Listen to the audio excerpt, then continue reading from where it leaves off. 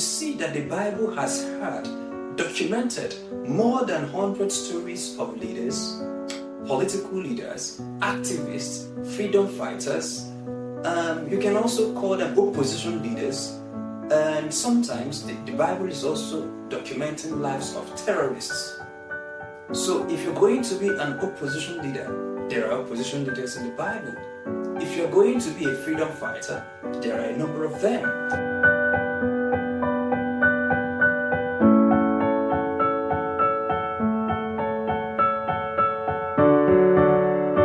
My name is Chima. I play around the governance sector. This is my 11th year of being in the governance sector. In the 11 intervening years, I've been in journalism, print journalism, broadcast journalism, worked at a radio station. We also then ventured into volunteering for political campaigns. I've volunteered now for 5 political campaigns and played at the highest level within those campaigns. I've also worked for a public policy consultancy outfit where we put in a number of years in crafting public policy and a number of things.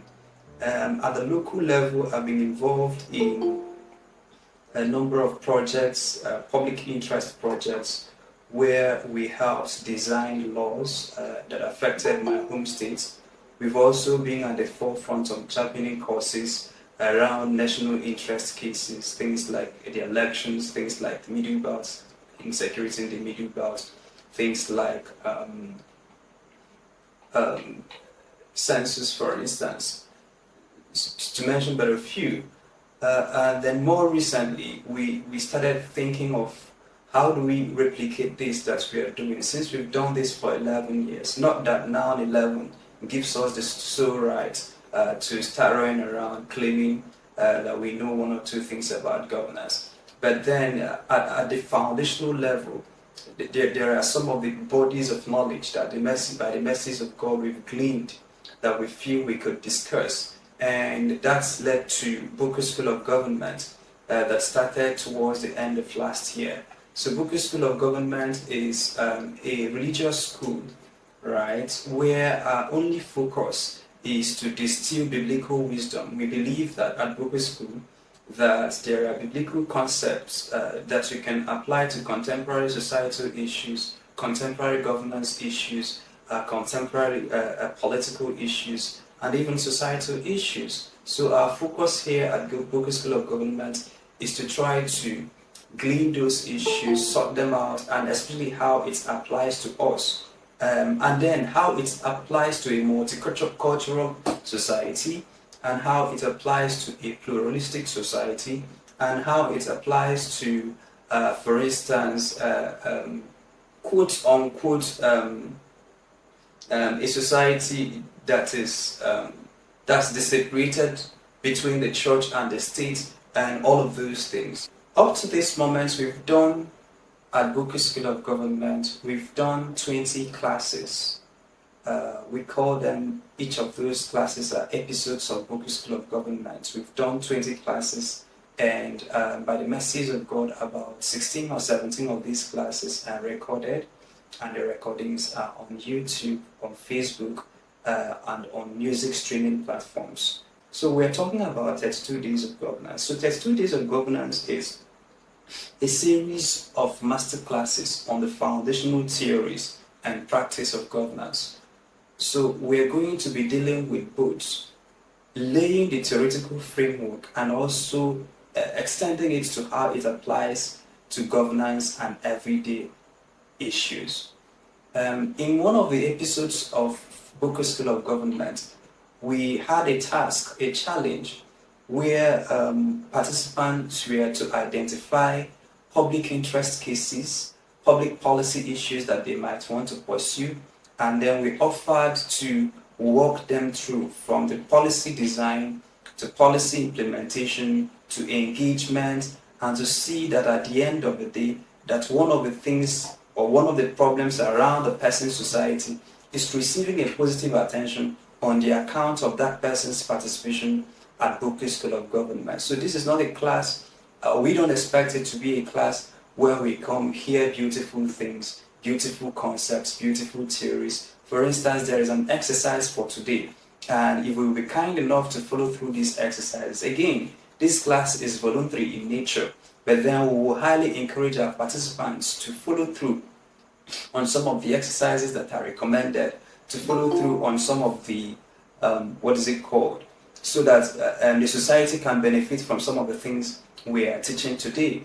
Although the exercise for today, well, let me not go ahead of myself, but again, I feel that if we rigorously follow the exercises, not all the 32 sessions have exercises attached to them, because then it will be impracticable for us to do 32 exercises in 1 month. But then there are some classes that have exercises, routine exercises, things like that we would love to do, and things that of course make impact within our environment and all of those.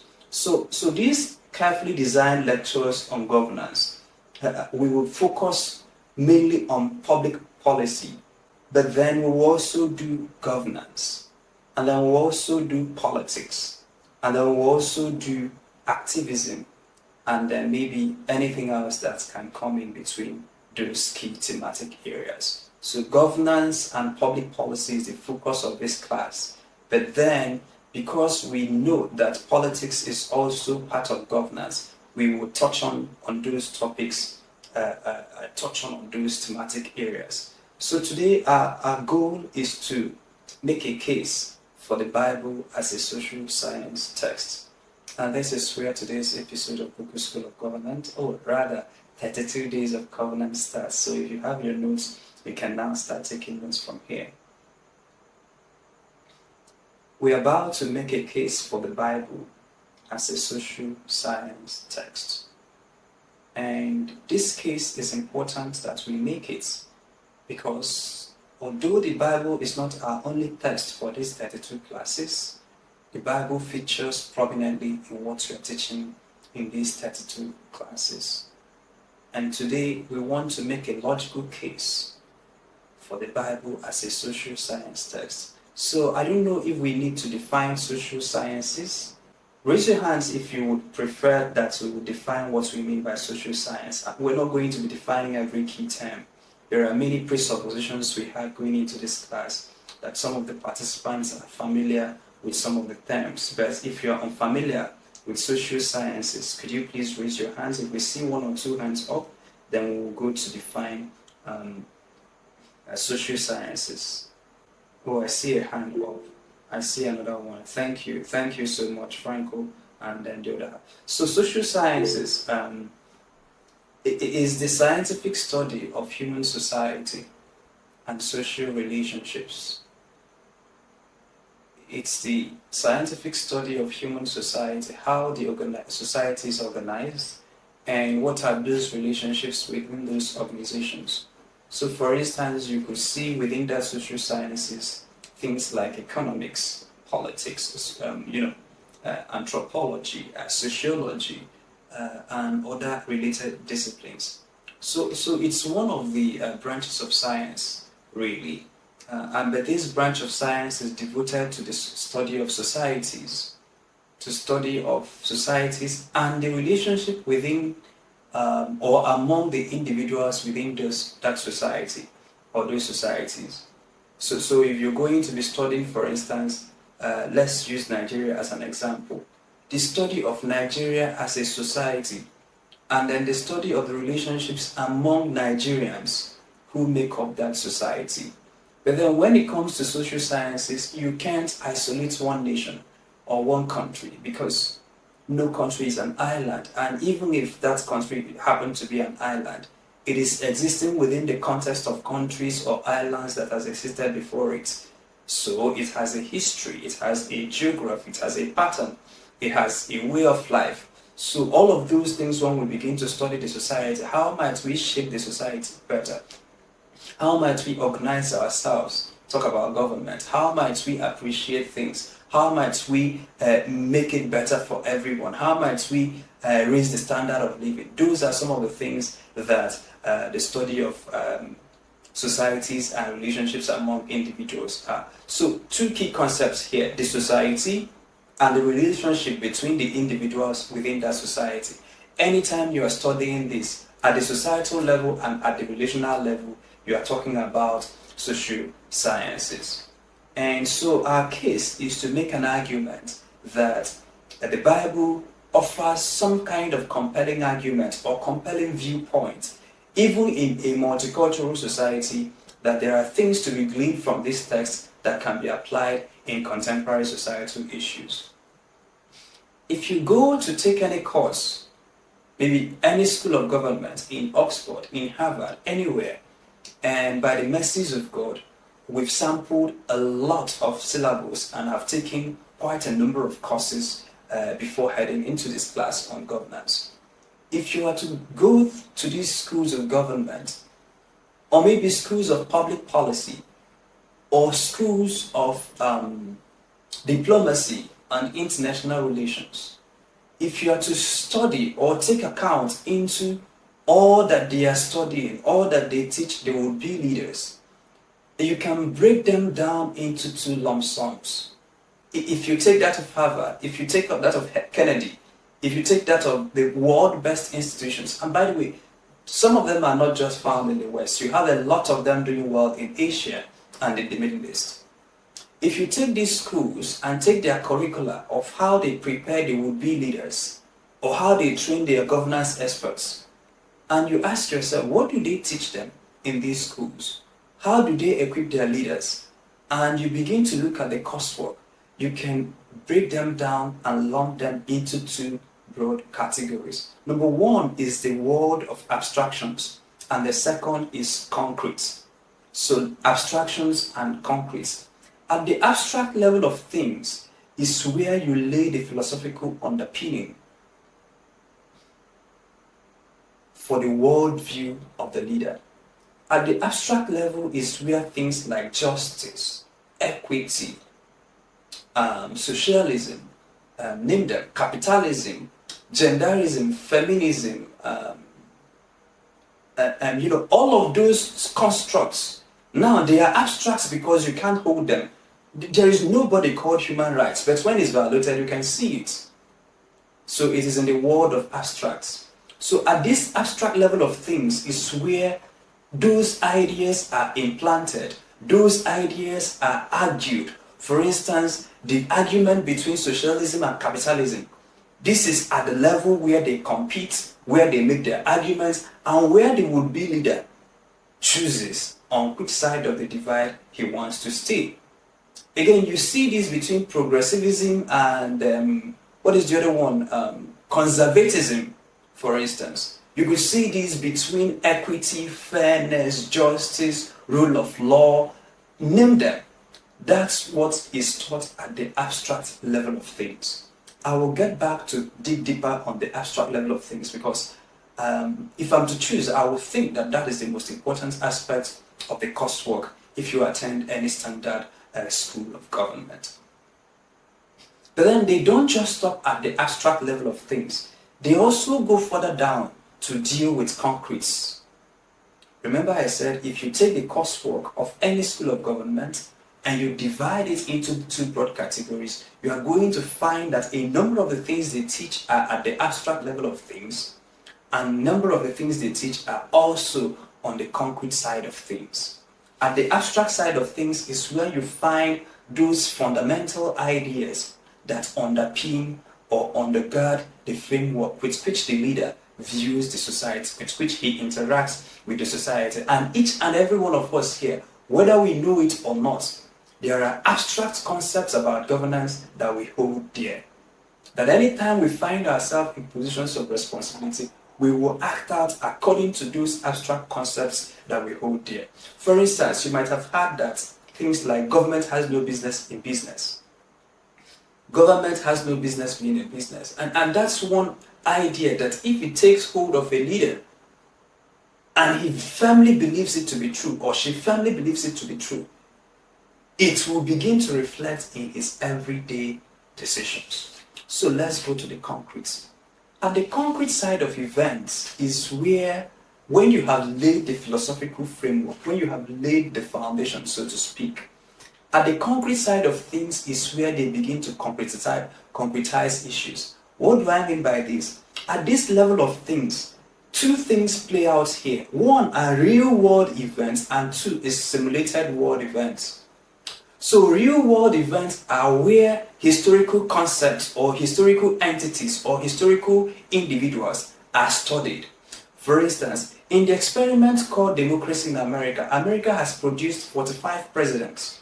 So if you attend any standard school of government in America, it is important that it is not more than likely you will encounter where policies are studied. For instance, you will hear of people studying Ronald Reagan and his policies. You will hear people study Abraham Lincoln. You will hear people study Washington and some fathers, Adams, and then some fathers of, what do you call it now?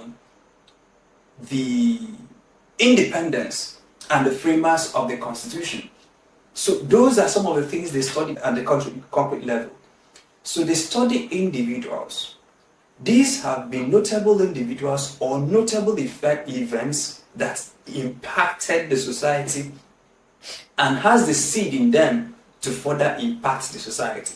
For instance, by telling would-be leaders about the leadership decisions of Abraham Lincoln, it is expected that when they are in that situation that Abraham found themselves, that they may not act exactly as he did, but that their actions will be guided by his examples. In the UK, for instance, we've lost count of how many prime ministers they've had, and they've had a long line of leaders, even from the kingship to now when they started the new tweak system. They've had long line, but then within that framework, you would still see people like Chamberlain, people like a number of them who are still studied till today. So at the concrete level of things is where at the School of Government people are studying past historical figures, past historical events and how they shaped the society.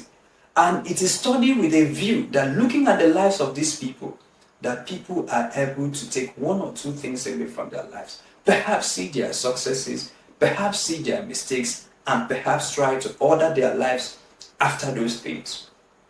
And that is why till today, people are taking beholding to leaders. You will still see people in America who are beholding to Ronald Reagan, for instance, who aspire to be like him, who aspire to govern like him. You will still see people who, for instance, in the last 4 presidential debates in America, especially the debates of the Republican Party, you will still see things like Reagan. I won't call it Reaganism, but if I call it Reaganism, it won't be bad. That it begins to spring up every now and then in their public discourse, because this man lived a life that sometimes it is as if that the current or contemporary leaders are aspiring to live that life. Why are these two things important? And why is the Bible dragged into this equation? It is because at the abstract level of things, where you begin to lay the philosophical underpinning that undergirds every thriving society, there are things you can glean from that scriptures to apply to the society. Whereas the Bible is not a social science text. The Bible has several use cases that it can be used and applied as a social science text, and it will stand on its own. Why is that? Let's take, for instance, the concrete level of things. I've mentioned that in the years and years of democracy in America, they have produced 45 presidents. And out of these 45 presidents, not many of them are remembered. Many of them are forgotten in haste. Many of them people don't even like to mention their names. But there are a few, perhaps less than 10, that are still being studied today because of the impact or the decisions or the historical moments in which they lived. And they are studied with a view that studying them might provide contemporary leaders viewpoints or pathways to navigate their issues. But then if you look at the scriptures, the Bible, you will see that the Bible has had, documented more than 100 stories of leaders, political leaders, activists, freedom fighters. You can also call them opposition leaders.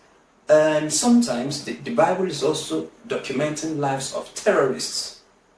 So if you're going to be an opposition leader, there are opposition leaders in the Bible. If you're going to be a freedom fighter, there are a number of them. If you're going to... So let's count, for instance. Between the time Israel left Egypt and the time it went into exile, it produced 66 kings. 66. And then when you begin to study these 66 kings, and we'll touch on some of them in the pendency of these classes. And we're not studying them as dead people.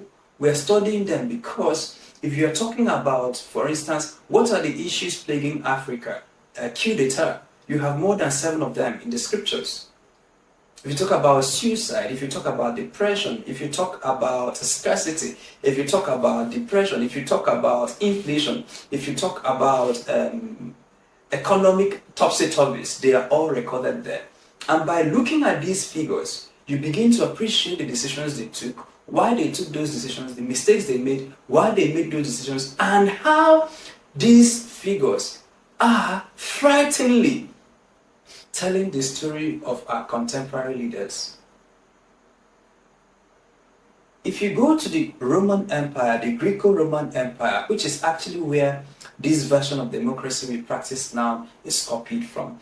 For instance, American democracy was greatly impacted by that of the Brits. That of the Brits is greatly impacted by that of the Romans. That of the Romans is greatly impacted by that of especially the Enlightenment of the Greeks. So you can draw a straight line between the Greco-Roman civilization to that of Europe, to that of America, and to that of what is exported to now Africa, that is modeled as democracy. So when you begin to study, for instance, Greco-Roman kings, and we have studied quite a number of them, there are one or two of them that we will highlight, and the ones we will highlight are not usually the very popular ones you would know. For instance, I believe that people in this class might know of, call him by his name now, Alexander the Great.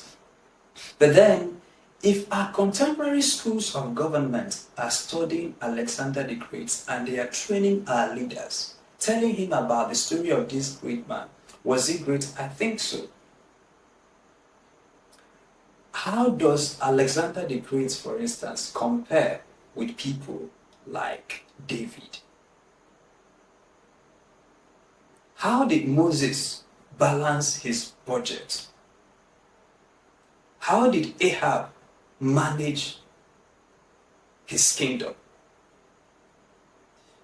You look at people like Rehoboam, Abijah, Asa, Jehoshaphat, Jehoram, Ahaziah, Queen Athaliah, the first queen we see on the Israeli side of things. Amaziah, Uzziah, Jotham, Ahaz, Hezekiah. But then you have about 66, like I've mentioned, on this side. Apart from these 66, there are about 24 hidden kings. People like Nebuchadnezzar, Pharaoh, a lot of them that the Bible offered great insights into their stewardship. So if we take the Bible as a historical document, we can now extract some things from there to apply it as a social science text, where on the concrete level of things, the Bible provides concrete examples of not just individuals, but world events that are still resonating with what some of us are still going through now. At the abstract level of things, the Bible is replete, we will not go into details today, with, for instance, things like abstract concepts about the society, about fairness, about justice, about democracy, about the judiciary, about the executive, about the legislature, and maybe we will touch on one or two before we tie up the class. The essence of this class is not necessarily to go into details because, like I've mentioned, we've prepared 32 coursework. So I'm sometimes tempted to get ahead of myself to begin to dive deeper into some of these constructs. But I'm trying to lay the groundwork to make the argument as to why we are doing this. So why do people go to school, for instance, to study Alexander the Great? To study the decisions he took, the mistakes he made, his military strategy, his campaign, all that he did, the philosophy guiding his decisions. They do that because by looking at the life of another, we can model something for our own lives. And I want to get on to say this, that each and every one of us here have abstract level underpinnings that undergird our everyday decisions, whether these decisions are governance decisions or not. And these abstract level decisions or abstract level things are nearly religious in nature. Nearly. And many people may not be conscious enough to find out the concrete philosophies that underpin their lives. But each and every one of us, we have very concrete beliefs that underpin how we anchor the world and anchor ourselves within the world. Let me introduce this, for instance. When people see that the only way out of scarcity is by, for instance, borrowing. That's a worldview. And this is not to be particular about any leader. Okay, I'll leave that example because contemporary political thought is also influenced, especially in Africa, by a lot of German philosophers. And we will touch on maybe 3 or 4 of them in dependency of the class. Usually before concrete actions, you will see abstract level theory. If you talk about Adolf Hitler, you talk about Nietzsche and those who influence his political thought. Because once we can influence your thought, once we can influence the way you look at things, then we will not bother with your everyday decision because it is almost like rigged, almost determined, almost predetermined. When people, for instance, see the essence of governance as a means to accumulate wealth, once that is there, it is determined what he's going to do daily. Now, the specifics might vary, but the resultant effect is almost always similar. So let's examine 1 or 2 examples, for instance, and while we are looking at the scriptures. Give, and it shall be given unto you is an example of one of the abstract concepts you can find in the Bible. Now, we're not going to get into the debate of who to give, whether to give to organized religion or whether to give to the poor, or to those who can repay, or those who can benefit us, but we're just dealing with give, and it shall be given unto you. Now, the thing with philosophy or abstract level things is that people can perfectly hold seemingly contradicting views. People can anchor themselves. The human mind is so dynamic that they can hold, or the human mind can hold 2 conflicting worldviews, 2 antithetical worldviews, and it can seem like one person can sit down and harbor 2 extremities. For instance, a known crook, criminal, murderer, or fraudster might hold this view of give and it shall be given unto you much more strongly than, for instance, a professed Christian. And he might give more genuinely, although he's a murderer. But when it comes to giving, he can be genuine in his giving. Although he's a thief, but when it comes to love, he can love more tenderly than some of us or some people who profess Christianity. So once this viewpoint of give and it shall be given to you, once it takes a hold of a person, or once a person has this as a worldview, it begins to command his every decision. Now, when he sees people in need, his reaction is according to his worldview.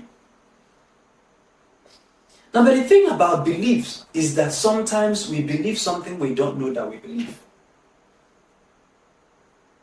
And then, secondly, sometimes We don't even believe what we believe that we believe. And I'll give an example. So the story was told, I don't know if this is a philosophical story, I think it is. The story was told of a tightrope walker. I want us to picture this in our minds. So tightrope walkers are those artists who put a sturdy rope across maybe two elevated platforms. In this case, a mountain and another mountain, and then valley in between. And then this artist ties a rope between one mountain and crosses it to the other. And he asks the crowd underneath him, do you believe I can cross from one end of this mountain to the other on this tiny rope and I will not fall off? And some of them were quite doubtful. And then he began, and they held their breath, anticipating, not expecting him to fall, but what he was doing was near inhuman, because he's a trained artist, of course. And he walked from one tightrope to the other. Picture in your mind an elevated mountain, picture in your mind again another elevated mountain, and picture just a tiny rope across the mountain, and that if this man falls off that rope, that something is going to happen to him. And he asked the audience, do you believe that I can cross this rope from this side of the mountain to the other side of the mountain? They didn't respond. And then he crossed it. And of course, people started cheering and applauding when he crossed it. And he asked again, do you believe that I can cross this carrying a wheelbarrow and carrying something in the wheelbarrow? No, first of all, carrying a wheelbarrow. And they were, of course, left speechless. And the man pushed through, himself balancing himself and balancing the wheelbarrow through the tightrope. Again, and he concluded, by this time, his audience is now in awe. His audience are now enamored. His audience is now, so enthused. And they might think that they now believe in the capacity of this man. And he now asked again, do you believe that I can push through this barrow again to the other side of the mountain, carrying a heavy object? By this time, the whole crowd was shouting, yes, yes, yes. We believe that you can do it. And everybody was shouting, yes, we believe, because we've seen you walk through once. We've seen you again walk through this tightrope with a wheelbarrow. We now believe that if you carry an object in this wheelbarrow, that you will still walk from one end of it to the other. And then all of them were shouting, yes, we believe, until he pointed at one of them to say, you, come and enter the barrow. Let me push you through the cliff. And then it dawned on the people that they did not believe that this man can do it. Because sometimes we can profess that we believe what we believe until it has implications, direct implications. Direct implications. So it might appear that we believe something when it's not really there. And many people don't really know what they believe. And many people also don't know that they don't believe what they believe until push comes to shove. Until it becomes personal. You may be shouting, I believe you can push through this barrel, until you are asked, as a demonstration of your faith in this man, as a demonstration of your belief in this thing, enter the wheelbarrow. If you believe that a man can do it, why then are you afraid that you will die? It then shows that sometimes we don't believe this thing. Now I'm going to give us a code, a quick code that will help us find out what we believe. Now, sometimes, like I mentioned earlier, for a human being, our belief system can be contradicting. That's why someone can be a criminal and a lover. So you could have very contradictory or very conflicting worldviews situated within one person. And so how do I find out? Because this is our inquiry, to try to find out some of the worldviews that we believe, some of the worldviews that we hold dear. Because during the everyday decisions that we take, whether these are governance or leadership decisions, these worldviews will crop up. Number one, these worldviews come up in very short and weighty statements. The worldviews that people hold dear sometimes come up in very short and witty statements. And in the life of an average human, there is usually less than 20 of these worldviews. Less than 20. Less than 20. And Now, many people may not think of it as a formal school. It's not a formal school, but every leader gets trained some way, one way or the other.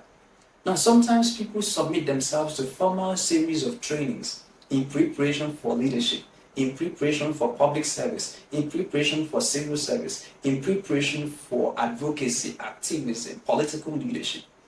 But then everything that the man or the woman goes through from the moment he was given birth to the time he's given an opportunity was his school that shaped his worldview. So I did say that sometimes some of the things we hold there are very witty, very short and witty statements. Maybe I should give one example. In my own case, I feel like speaking it in Igbo. It's usually a balance in my place. That means that if you keep making wealth and throwing it away, you're not going to become wealthy. If you keep making wealth and throwing it away, you can't become wealthy. Now, the people who hold this worldview to be true and who have situated their lives around this worldview may not know that they situate their lives around this worldview. You find out that it impacts their kind of investments. It impacts the kind of risk appetites they have. It impacts the kind of things they do. It impacts the kind of clothes they wear, houses they sleep in. It impacts their everyday business decision.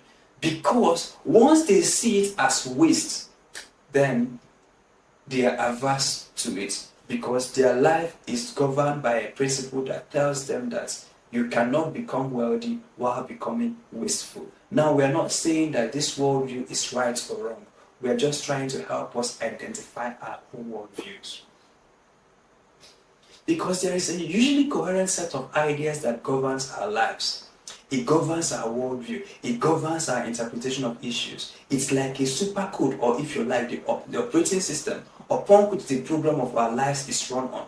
And once you successfully plant this software that runs a man's life, in this case, a political leader's life, an activist's life, an opposition figure's life, a public servant's life, if you are the person that writes the code, once you successfully plant this software that runs this person's life, it is almost predictable what his daily choices are going to be. Now, many people may not usually run around claiming, I believe this, I believe that, I believe this, I believe that. If those claims have any merit in them, they are usually aspirational in nature. People don't just run around claiming what they believe, shouting what they believe. It is from their everyday decisions that if you study over time, you begin to see what they actually believe in. So people who believe that governance opportunity is an opportunity to make money, give them time, you will see it in the way they deal with governance issues. So we do know that we don't see with the literal eyes, that people tend to see with their mind eyes. I'm still dealing with the abstract level of things. Because at the school of thought, at the school of government, at these schools of thought, where the isms are discussed, once people can firmly implant that software in the mind of the leader, that leader is captured.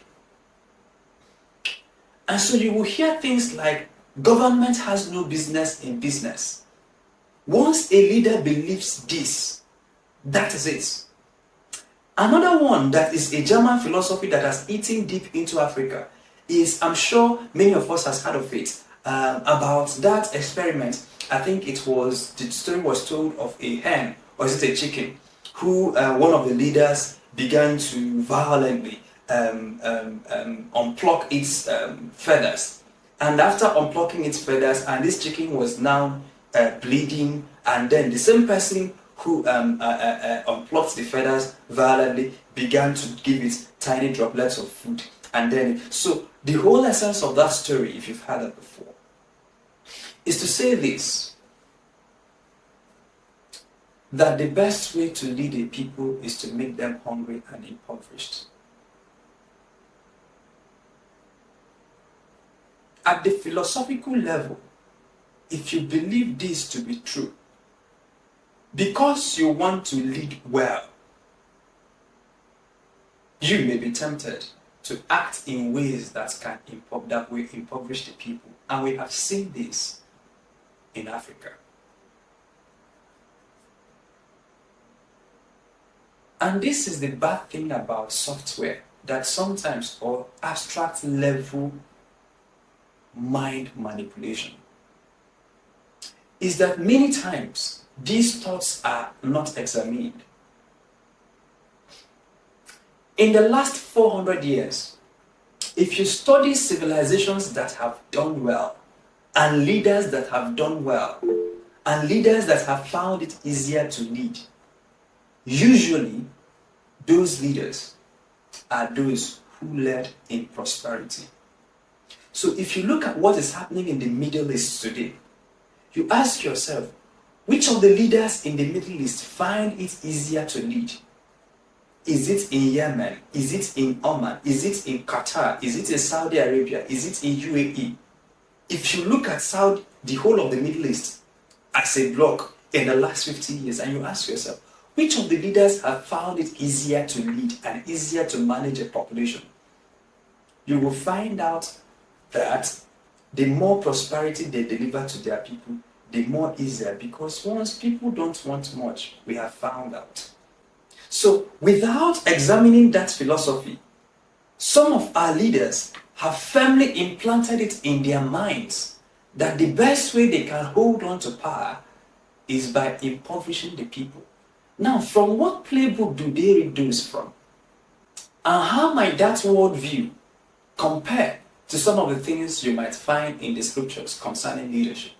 So if you're going to look at America now, who are the presidents, for instance, in America that inspired the most loyalty? Who are the presidents in America that found it easier to lead? Who are the most presidents that didn't have to deal with rebellion, with contentious issue, that didn't have to deal with, for instance, uprising, that didn't have to deal with? They were the ones that delivered prosperity. You look at Europe, for instance, even the medieval Europe, if you've done the history well, you don't have to. You ask yourself, who are the leaders that led and then their reign was seemingly much more peaceful? They were the ones that led through prosperity. Now, America is an example. The Middle East is an example. Europe is an example. If indeed you find turmoil in Europe, for instance, let's use the popular French Revolution as an example. The French Revolution was as a result of poverty, of excessive high-handedness. So, we've seen that this is consistent in the Middle East. That the best set of people to lead are happy and fed people, not hungry and frustrated people. We've seen the example with America. We've seen the example with many countries in Europe, that many of the times where you have crisis, that those are usually sponsored by poverty. Those are usually sponsored by high-handedness. Now, if we go to the scriptures, you ask yourself, who are the leaders that had the most loyalty? Who are the leaders that had the most peace? Maybe I would talk about people like Asa, had 2 or 3 wars in his life. Maybe you talk about people like Solomon, had none whatsoever, apart from the tail end of his ministry of his life, when he had to fight, I think, Rehoboam, who eventually fled, who eventually became the leader of the 10 tribes. But then you ask yourself, what is the similarity between Asa, between Solomon, and indeed all the kings in Israel that led through peaceful regimes? They delivered consistently prosperity. Why then do our leaders believe that the best way to lead is to impoverish the people? And then you have seen it in Africa and anywhere else that this policy or this mindset is implemented, that the more people are impoverished, the more angry they become, the more rebellious they become, that you now have to use horsewhip to hold them together. Whereas when people are prosperous, you don't have to bring in soldiers. Why would they be protesting if they're eating well? In Nigeria, for instance, when Nigeria's GDP was doing a consistent 4 to 6 per annum, If you had called people to vote, young people would be playing football on the day of the election. But when there was a particular government that delivered recession back to back, you now saw young people in 2023 wanting to vote. If you kept on delivering good, not many people will be interested in civic participation. So, the point is to say that some of the worldviews that dominate leadership in Africa, although it is firmly entrenched, but my argument is that it is not critiqued appropriately. And that if you line it up with history, that it tends to be that history is not on the side of the philosophy of contemporary African leaders. But this is just one example of philosophies that are run amok in our government houses. And maybe during the Q&A, we can bring up a few other examples, and we can bring up rather a few more contradicting viewpoints. One of those worldviews I can tell you for free is Nigeria can never be well. And anybody that holds this worldview is already limited in his engagement because he believes that regardless of what he does, nothing can change. And so what then is the motivation to do anything at all if he knows that nothing he does can make any significant impact? And then usually they can call him a few examples to support their claim. We did this, nothing happened. We did that, nothing happened. We voted, nothing happened. We did that. Therefore, I have now, based on my own experience, concluded that nothing good can come out of this country. Now, when you have that as a mindset and you are in public service,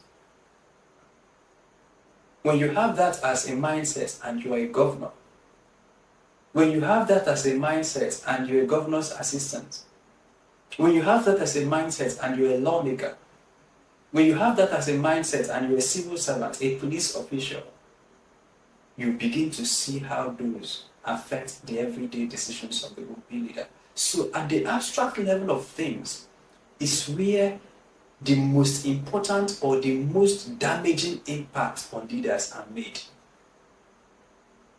That if you take a bunch of young girls and plant feminism into them, not that women will not be empowered, but you plant the Twitter kind of feminism into them and then put them in relationships and see how that turns out.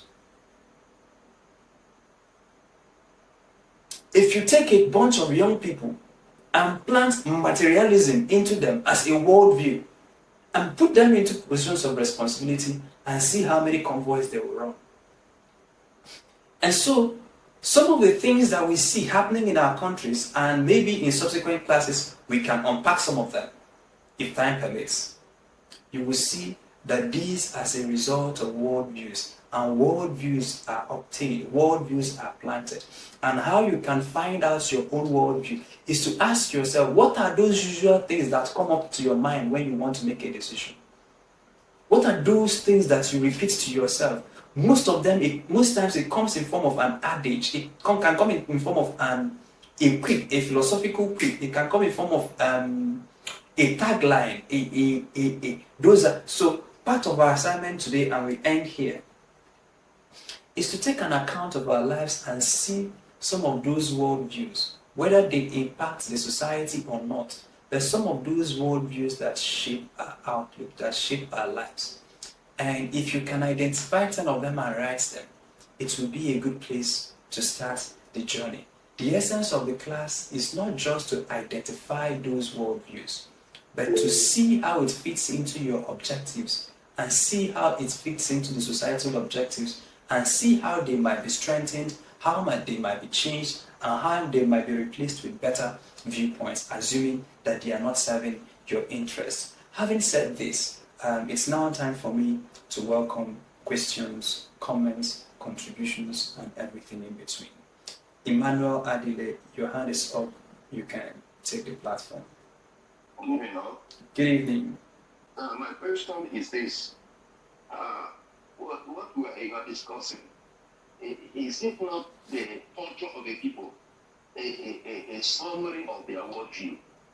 For instance, an average Western people in the Western world, they believe that individual contribution to society solving for societal problem to make them prominent. They want to do something for their society. But here in Africa, people rather want to collect from the society for their own benefits.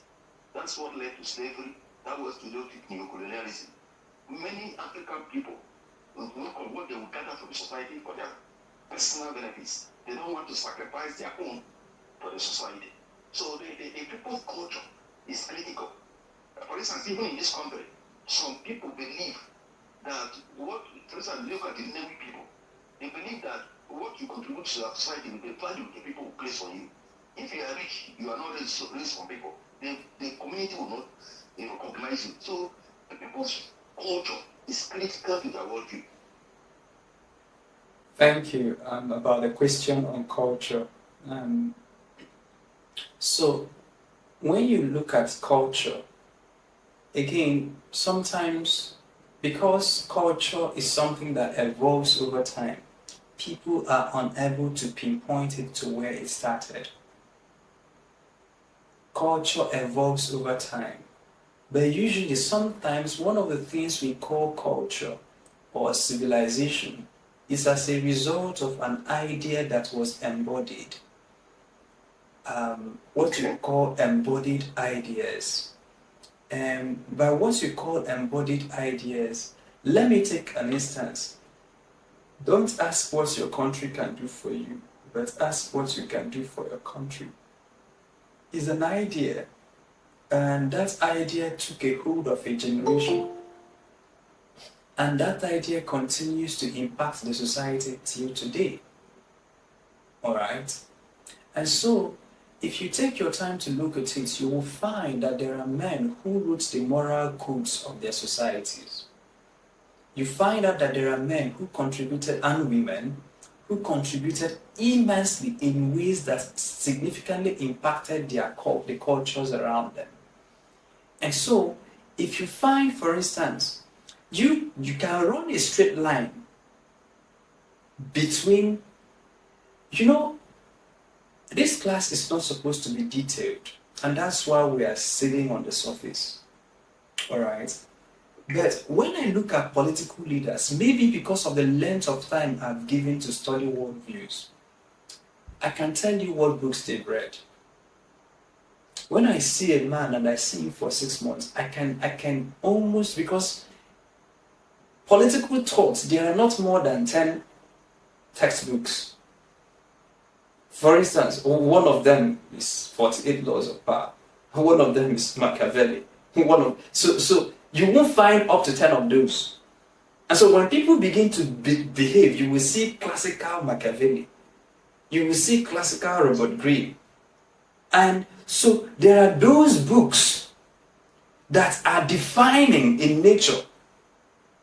There are those books, or now sometimes they might not be written because culture did not fall from the sky.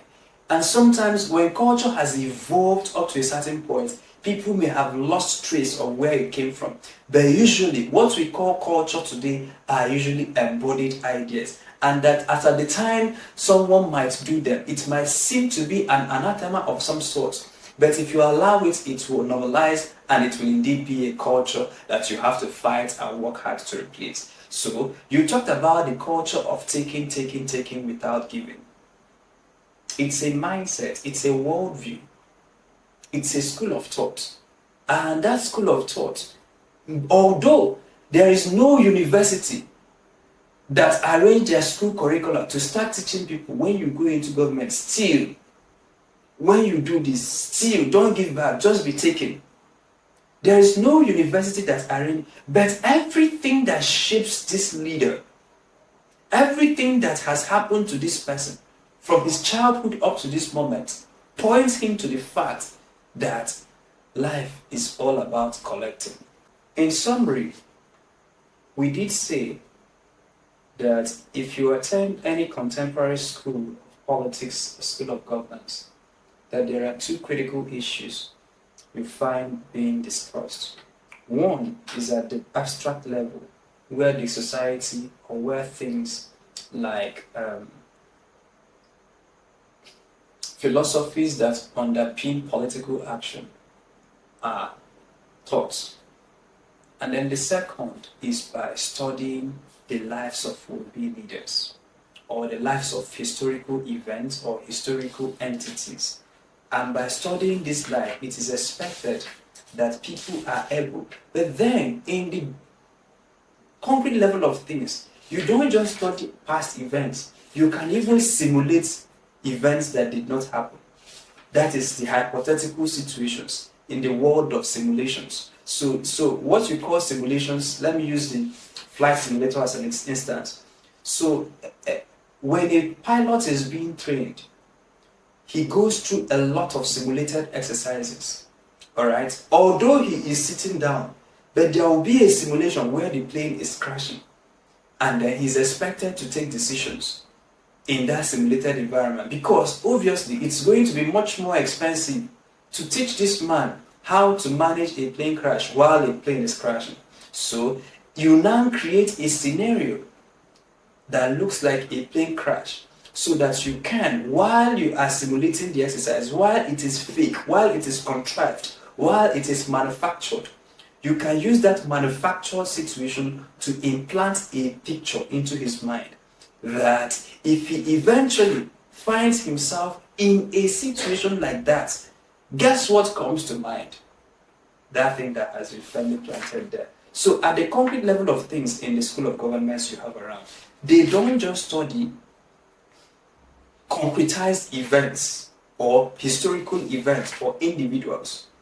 They study also simulated events. How, if this happens, what might happen? For instance, can we simulate a situation where America and Russia are in a nuclear standoff?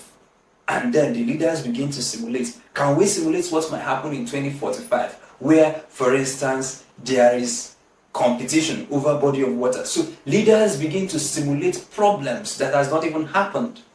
And at that level of simulation, there is something that is happening to their minds. That when that person eventually comes close to a situation that looks like what he has simulated, his responses become much more identical to the response in the lab or in the simulation room.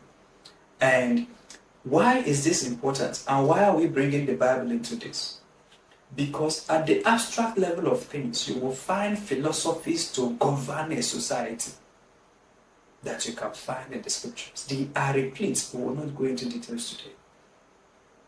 Philosophies that undergird every performing society. Thou shalt not kill, for instance. If you take the opposite of that philosophy and plant it on any society, you will see how it ends.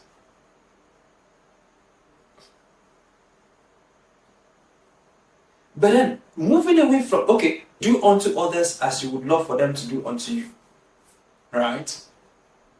If you take that philosophy and apply it to Nigeria, and every 36, all the 36 state governors apply that, or in fact 24, or in fact 20, and out of our ministries, departments, and agencies that they implement that, you see how the society functions.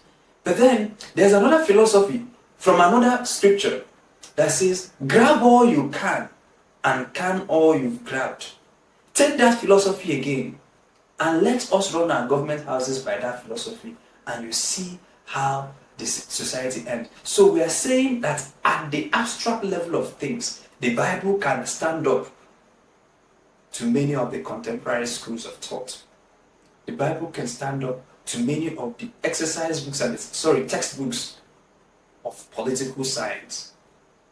If you take the Bible, for instance, and take for instance, Des Capital, that you see that if people are going to school to study these philosophies, to study these things, to study these worldviews, then it is only appropriate that we can take out one or two things from the scriptures to apply to contemporary society. That's number one. Number two, if people are going to school to study Abraham Lincoln, to study what is his name? It's not G.K. Chesterton now. To study, name all the American presidents that did well. Abraham Lincoln, I think there was this John F. Kennedy, I think there is Ronald Reagan. There's Roosevelt. Thank you. Please name them. If people are going to school to study these people, and they are not looked at as if they are wearing the back of their clothes, now the point is to be made that there are leaders like that. For instance, if you go from Moses, you get to Joshua, Caleb, Othniel, Ehud, Shanga, Deborah, Gideon, Tola, Jephthah, Ibiza, Elon, and you get to Abdon, Samson, Eli, Samuel, and then Saul. After you count Saul, you count David. After you count David, you count Solomon. And there are things about the lives of these people. You count Judah.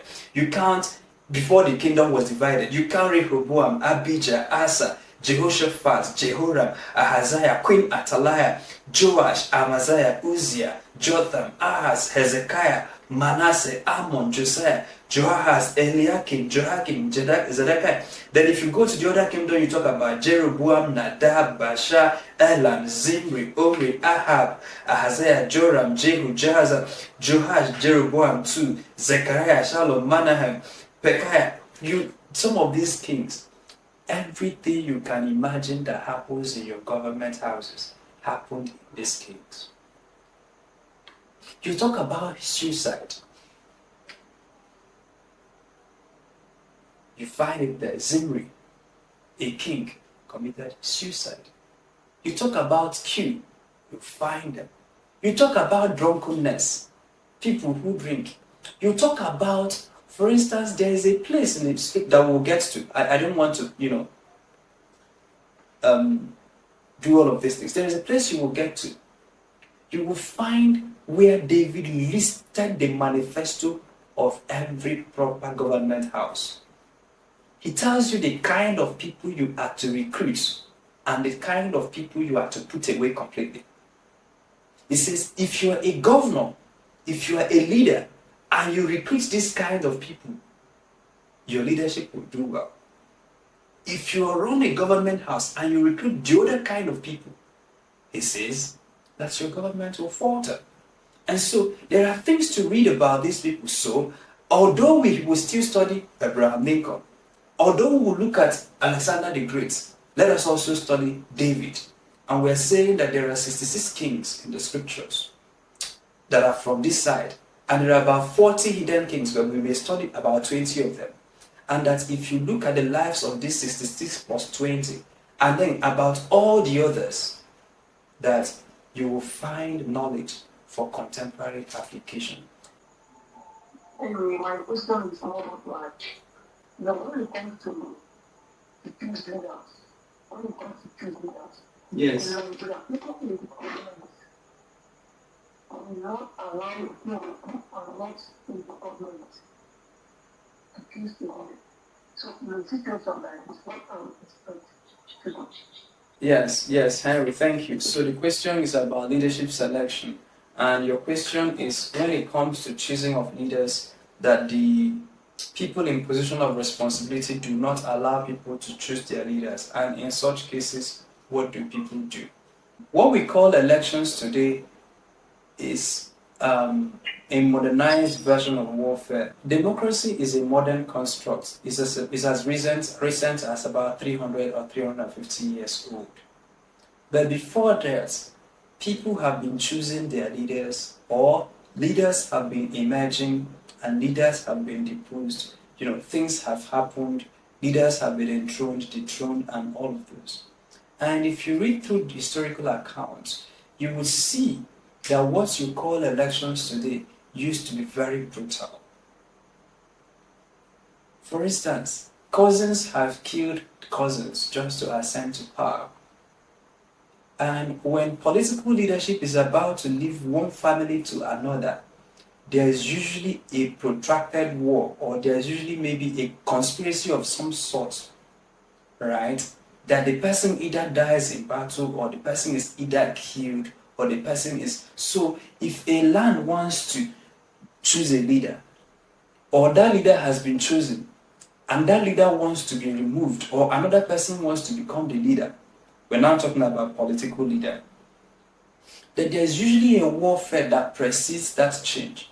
And then that warfare always happens consistently and without fail, except when that leadership is within the same family and there is an established hierarchical order of succession.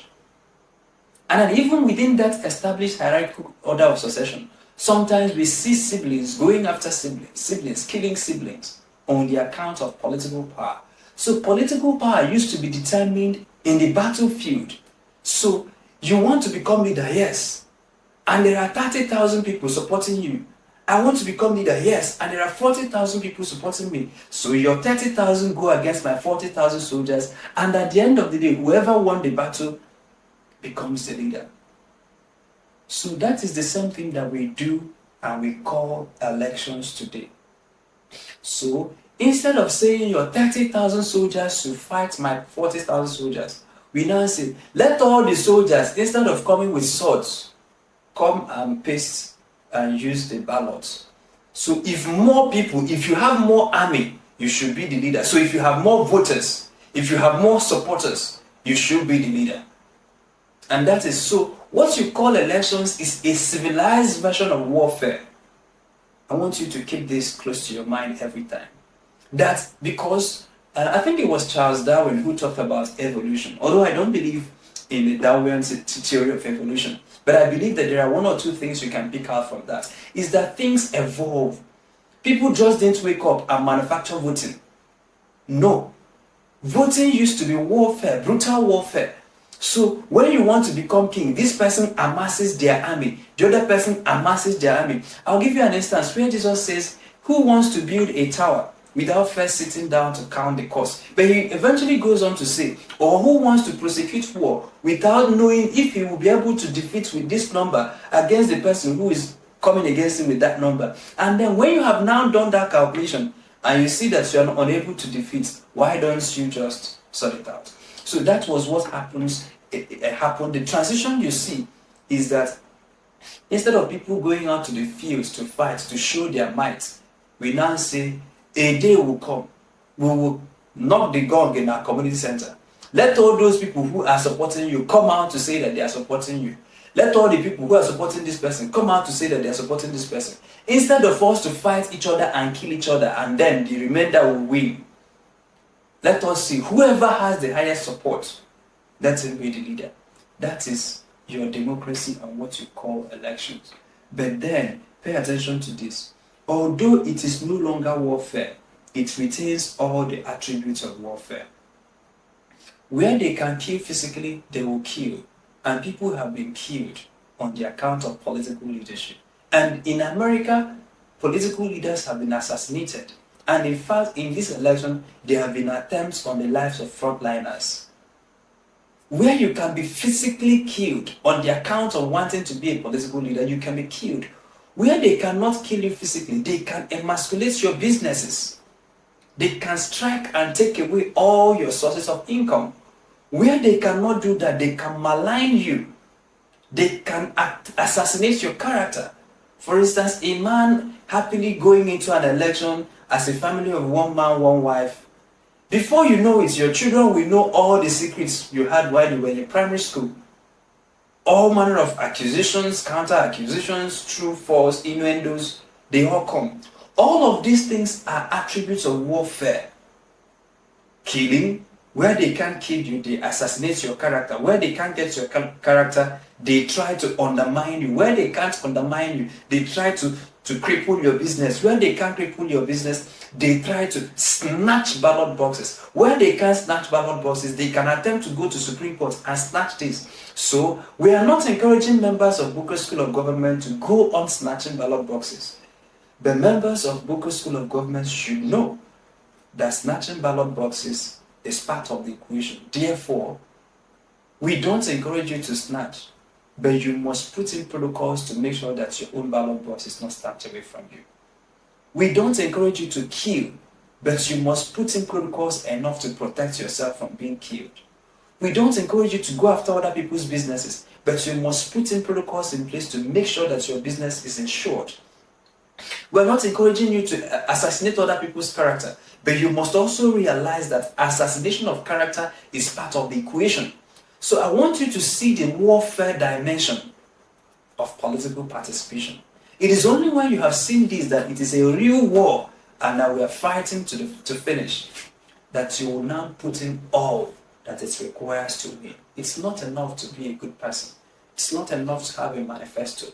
But then you must be able to size up the opponent, know what he's willing and able to do, and develop counter strategies. So for people who want to be leaders in 2027, you look at the political situation on the ground. Snatching of ballot boxes will be a strong component.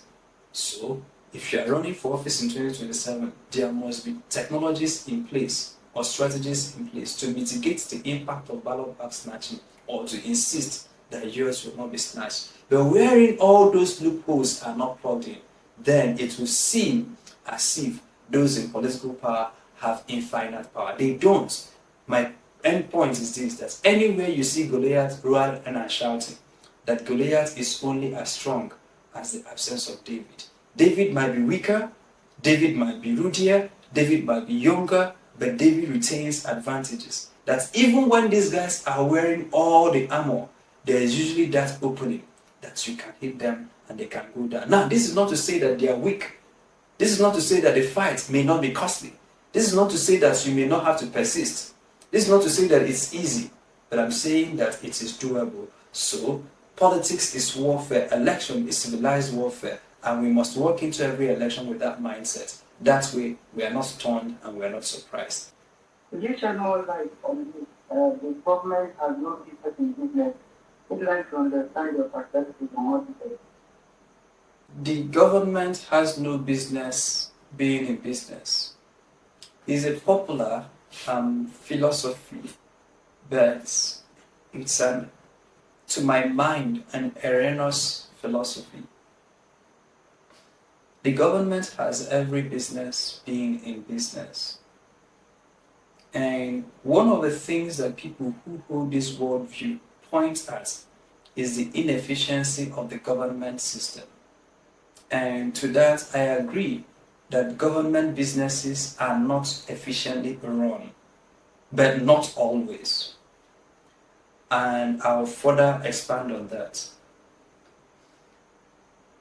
If a government is running an airline, say Air Nigeria, there are other businesses that the government has managed, and then it floundered, or they floundered, and up to the point that they were transferred, they now seem to pick up a new lease of life. So the principal argument against government being in business is about efficiency. People believe that if it is private sector, that it will be more efficiently run. And so let us deal with the issue of efficiency. To deal with the issue of efficiency, you now have to go back to talk about judging a matter in its aberration. So, judging a matter in its aberration. An example that I will give you about judging a matter in its aberration is when you take a situation and you are judging the decayed version of that situation, and you now say that you have a complete view of the situation. That's judging a matter in its aberration. A practical example is, for instance, the body part of a human being. Let's use a lady, for instance, the breast. If you ask someone to describe the breast of a mature female, and this is age appropriate for all the participants, we looked at the age of the people coming to the class by the forms that we have filled. And someone begins to describe, oh, it is smelly, oh, it is watery, oh, it is cancerous. Whereas that person may be defining his own experience, and we don't think that that person is saying the truth, because he is judging or she is judging a matter in its aberration. Although you set out to define or tell us what breast looks like, what you are telling us is what a cancerous breast looks like. So, the further decay you see in that system, the inability to properly define it. So if you want to define a breast, don't point at the cancerous one to tell us that all breasts are cancerous, and because of that, let all the breasts of all the women in Nigeria be cut off. No. You have to find the ones that are not cancerous. You have to find the one that is in the original nature that was created, serving the purpose it was created for, and that is where you can properly judge that matter. So if you find a good one, judge it. That is your appropriate judgment of the matter. But if you find a decayed one, and you now say, because of this rotten apple, I don't think apple is good for health. And that is the problem that people usually make when they tell you that government has no business being in business. Let us go to America, where we see as, for instance, the bastion of democracy. What we call drone technology today, drone, D-R-O-N-E, that people now use for filming, people now use for events, people now use for aerial photography. Drone is a military technology. Drone is a military technology, right? It's a military technology. Now, the government spent years and years in trying to fund research into the production of drone technology. Now, there are some technologies, the length of time it takes you to break into them, it becomes prohibitive for private sector participants to make such investments. Now, there are some investments you know that this will work, but it could take you 50 years before it works. How many businessmen are willing to spend their lives and their money pursuing an idea that may work after 50 years? But now, when the government sets out, this is where we want to go, the government can subsidize the research of that particular technology, and many of the cutting-edge technologies you see are as a result of government subsidy or as a result of government intervention, and sometimes some of them are outrightly owned by the government because they have a large pool of resources. This is not to say that government is richer than individuals, but then government is not for profits. They are problem-solving oriented. Therefore, they can invest in this particular sector, knowing so well that this particular sector may not yield the amount of money this other sector may yield, but in terms of collective good, that it might be better. I'll give you an instance. I'm from the southeast, so if I say this, it will not be misconstrued. There was a place we were, and we were discussing the investment appetite of Southeasterners. So Southeasterners invest in things like importation. Before now, they invest in factory manufacturing and all of those things. But hotels, more recently malls, real estate, and all of those. But hardly will you see Southeasterners playing big in, for instance, things like media. Hardly will you see Southeasterners, especially long-term media, not radio station you will build today and you want it to make progress tomorrow. Investing in things like civil society, investing in things like think tank. For instance, in America, you will see many think tanks. You will see a lot of them, not to mention names. In the Southeast or even in Nigeria, you don't find many of them because the society don't say, why will I take my money and invest it in a think tank for them to be writing articles once a month? They don't see the value, whereas you can take that money, go to China, import something, sell it the next day and make your profits. So, with that in mind, you see that the private sector players are always incentivized to play in a certain niche or niches, or a cluster of niches, to the detriment of others.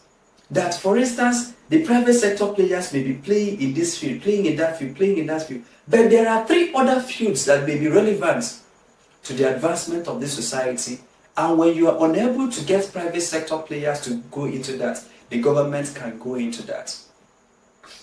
It's not Kenya, it's an East African country, I've forgotten the name.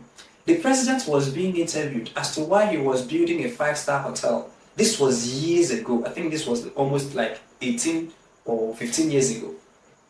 And he said that as at the time he built that hotel, first, his country cannot host certain kinds of people because there's nowhere for them to sleep.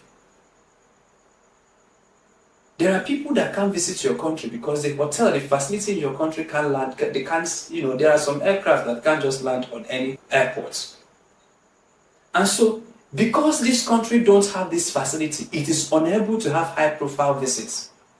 And the country waited for private sector players. But then, because it had not been done in the country that is adjudged to be poor, There are many people within the country that had the money to build that kind of hotel, but they were afraid that if they build it, that people will not be able to afford it. Now, therefore, the government had to go into that because the private sector was not willing to go into that. Now, when the government has done it and it's profitable, now you will see that government becomes an excuse for others to come and play. So sometimes the government can be a pioneer in a difficult to reach field. Number one, business in business. The government can also try to incentivize an area that would have been otherwise become impossible or too difficult in ask to tell private sector players to lead in, especially in research, in innovation, in technology. Research work that could take you 15, 20, 30 years. Drone technology is not new. America has been flying military drones for more than 25 years now. Google it. It's not new. It is now that they declassified it and allowed others to share that technology. Why did they do that? Because they have gone far ahead of drones. And today, many people, but that research is a government-funded program. Another one that will interest you is this. This one is popular, broiler. I'm sure that all of us, we have eaten broiler 1 or 2 times, or at least we've seen people eating it. You know, broiler is a government-sponsored program. Many people don't know this. So a time came, America was looking at the problem of nutrition in the country. How do we feed more people here? And they organized a competition of variation of chicken variants, or chicken, I think variants is good enough. Models of chickens that they can mass produce. So one, they are looking for one that can grow quickly, doesn't die easily, turns out faster, and has the highest yield of meat. So they had a lot of criteria. And many scientists went into the lab to start gene editing or crossbreeding of trying to produce chicken that will feed the country. Eventually, at the end of that exercise, many entries were made. It was broiler that won the competition, and the government funded the mass production of broilers. Today, broiler is an in thing, not just in America, but in many countries around the world. So broiler is just one example that government has business being in business. If the government did not have that idea, now whether it's good or bad, I will not comment on that. But if government did not go into that massive incentivization, because a government wants to feed its people with protein, and the government needs to decide what kind of protein are we talking about, and how can we get it in numbers. Again, if you look at the organic chickens that we have in our houses, they don't produce as fast as broilers. They don't grow as big as broilers, and they don't produce as much meat as broilers. So when the government wants to one that grows faster, once that does this, it now goes into the investment. If you allow farmers, maybe till today, we will be eating organic chicken and all of those things. Now, this is not to say that organic is better than inorganic. I'm not saying that, but I'm saying that there are prime examples to say that government has business being in business. Having said this, the final point I would say is that private sector is usually profit-oriented. They are usually profit-oriented. And there are some businesses that don't do well with profit in mind. One of them is healthcare. The other one is education. These are just two. In fact, in many of the social issues, we call it social capital development. Issues around social capital development, it is not usually left in the hands of private sector players. Now, I know that there is corruption in the system. I know that there is lethargy in the system. But then, instead of throwing away the baby with the bathwater, can we target the corruption in the system? For instance, the issue with subsidy removal. You claim that there are people who are corruptly enriching themselves through the subsidy. Instead of targeting those corrupt entities, you are now targeting subsidy in itself. So, if there are businesses that are not doing well because they are run by the government, we can now look at it. What is the problem of this inefficiency? Are the staff not properly motivated? Are the staff having tenured appointments that they feel they can't be fired? If that is it, can we retreat their appointments? So are there things we can do to correct this system? Instead of saying, you know what, government hands off. And once government hands off, you will see that, for instance, the countries where their governments are not in business will usually lag behind in technology. they usually lag behind in technology, because some of the major technological breakthroughs you've had over the past 50 years are usually government inspired, or they have to enjoy some form of government program or the other. If you allow people to do it on their own, the cost may be so prohibitive, because you will find a lot of young people outside of school, brilliant ideas, no funding. But some of them have ideas that the government can fund, but the government thinks that it has no business being a business. When you become a governor, a president, a lawmaker, look for areas in your society. We're saying this, we are planting a seed, it might grow in 10, 15 years. Look for an area in the society where there is a gap, where private sector players are unable to plug into, and then use government resources to move in there as a pioneer. Use government resources to move in there. Run it for a considerable length of time, and then pull back your investments and allow private sector to take over. But then, if you find that there are ways you can make it efficient, then for instance, make it efficient. Military business is still business that is solely in the hands of the government. If government wants to say, we have no business in security, let everybody go and secure themselves, then there's nothing like federal police, there's nothing like federal military. But again, there are places where the government has reserved the sole right, and sometimes it is doing well in those areas. So government has business being in business. Not all businesses, but selected businesses. Yes, Daniel, your hand is up. You can unmute yourself and make your contribution or ask your question. Okay, you said the type of business, my question is on the type of business that government has business in. You say social what? Social capital. So businesses that talk about the social developments, things like education, things like healthcare, but even further than that, things like military or protection, that's especially military hardware. And you can also talk about businesses that talk about innovation, investment into tech, investment into space exploration, investment into geological investigations, diving deep into the sea to investigate what is in the sea, a space exploration like landing in the moon. An individual will not invest in that. I think that Elon Musk is doing something, but Elon Musk is doing something of the strength of the one that the government did. If government did not subsidize space exploration, people may not have gone to the moon. If you allow private sector players to start thinking of going to the moon and funding it by themselves, it may be too punitive for people to do, because if it fails, the cost is so much on an individual. And that is why sometimes you want government that has a shock absorber to be able to go into such investment, so that even if it fails, government can still be in the business of governance. In the absence of further questions, I would like to thank each and every one of us for attending this introductory class, where we spent our time to say we are using the scriptures as a principal text.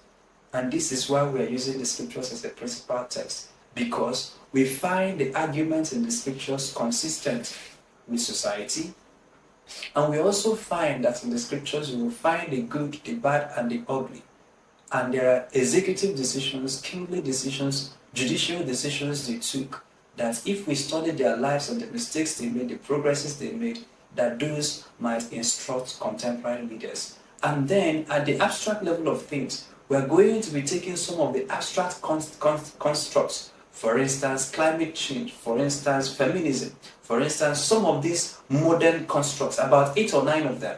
We're going to take them in comparison with what the scripture talks about, because the scripture is not silent on those issues, and then we will see what holds up. The goal of this is not to speak to it, but the goal is to begin to take hold, or for people to begin to rationally find out that their lives are anchored on something, to find out those things that their lives are anchored, and then if it is not anchored properly, to begin to alternate it with viewpoints that might seemingly hold promise for Africa. Thank you everyone for participating. The time is 9 p.m. Nigeria tomorrow, and if you can, put an alarm tomorrow, and put an alarm, consistent alarm, for these days that we are going to be spending together. And today it might look as if we are dealing with the abstract level of things, but I just want, that's an introduction. By the time we get into these topics proper, we begin to look at concrete events and how those events might apply to you, and how those events might apply to Nigeria, and how those events might apply. For instance, one of the topics we are going to be teaching is dealing with activism. That's dealing with protests, how leaders might deal with protests, and all of those things. That's a class on its own. I think it is the 12th class. I can't remember either the 11th or the 12th class, but we'll see how that plays out. But then we might move it forward, because protest is something that is brewing at this stage, and we might want to look at how to engage, how to navigate protest. Now, we've done with protest as an outsider looking in. Today, we want to handle protest as an insider looking out. If you are the governor today, and people begin to carry placards to say, we no go agree, we no go agree, how might you deal with them? And what examples might we find to deal with those issues? Because we are dealing with abstract level of things, concrete level of things, real world events, and also simulated world events, so that eventually when we find ourselves in positions of responsibility, those decisions are no longer rocket sciences for us. Thank you so much for attending this episode of our 33 Days of Governance. What can you do to support these classes? Share our flyers, share the invites with your friends, your associates, and make noise about this program, especially if you are benefiting from it. Invite others to be a part of it, and that way we can collectively retweak the basic foundation of our country. Nigeria will not be well until Nigerians are well. And then if we have people who are running around with deficit mindsets, if we have potential leaders who have enrolled themselves in, dare I say, devilish schools of government, then it's up to us to begin to raise the next generation of leaders, intentionally raise the next generation of leaders. And those are some of the things we're trying to do at Boqer School of Government. Thank you everyone for participating. My name is Chima Christian, and this is Boqer School of Government.